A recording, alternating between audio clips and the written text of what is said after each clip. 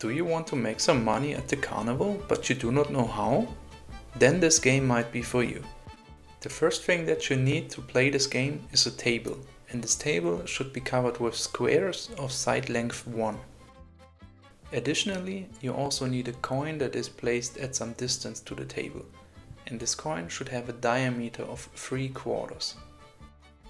Then, after paying the entrance fee, everyone who wants can throw the coin onto the table. And the rules of the game are as follows. If the coin falls entirely inside a square, additionally to his entrance fee, the player receives $1, otherwise he doesn't receive anything. So, assuming that every point on the table is roughly equally likely, and assuming that you do not want to go broke by providing this game in the carnival, how much should you charge each player to make a profit from this game? So before we get started, welcome back to Probably Optimal. Nice that you're here, and if you want to solve this riddle yourself, this is your time to pause the video. Otherwise, let's go.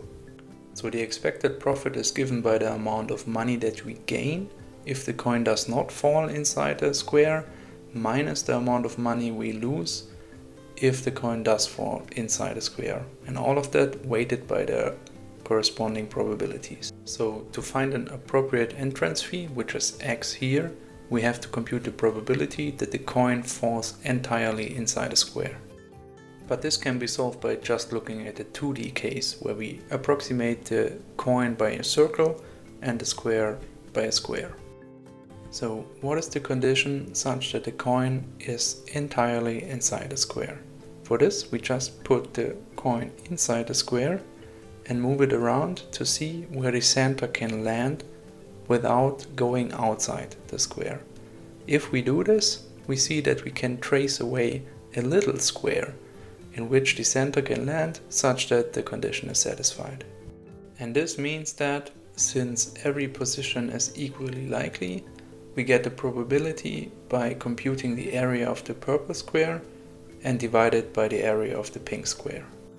And since the pink square has a side length of 1, its area is just given by 1, so we can reduce it to the area of the purple square. And if we look at additionally at the radius of the circle, we see that the purple square has a side length of 1/4.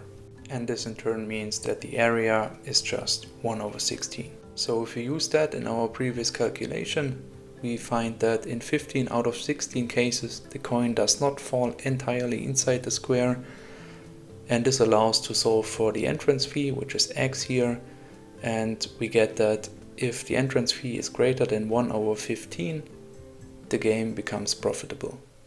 With that, we are again at the end of the video. Leave a like, write a comment. Thanks for watching.